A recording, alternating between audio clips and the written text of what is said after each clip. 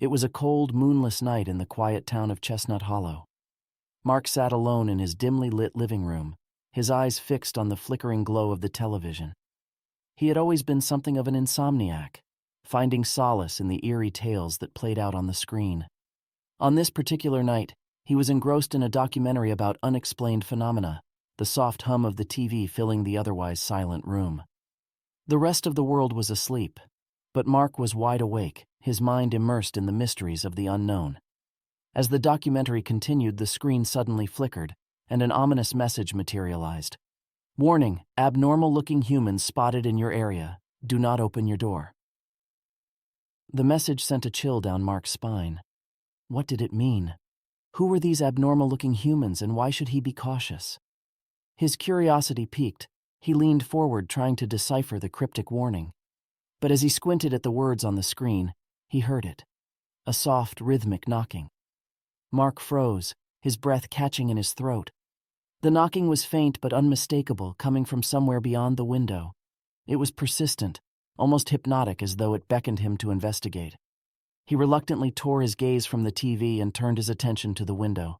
The room felt colder, and anxiety gnawed at him. The warning on the TV played over in his mind, a warning he was about to dismiss. With cautious steps, Mark made his way to the front door. The knocking grew louder with each step, echoing through the silent house. The hairs on the back of his neck stood on end, and the unease he felt intensified. As he reached for the doorknob, dread coursed through his veins. He knew he should heed the warning, but his curiosity and a strange compulsion pulled him forward. Slowly he turned the knob, the creaking of the door's hinges breaking the eerie silence. Outside, the porch was bathed in the faint glow of the moonlight, casting eerie shadows. Mark's heart pounded in his chest as he beheld the figures on his doorstep, humanoid but profoundly abnormal. Their eyes glowed an unearthly shade, casting an eerie, otherworldly light on their deformed features. Their limbs were twisted at unnatural angles, and their skin seemed to shift and writhe, as though it were alive. Mark recoiled in horror, but it was too late. One of the grotesque creatures lunged at him with startling speed, its inhuman fingers closing around his throat.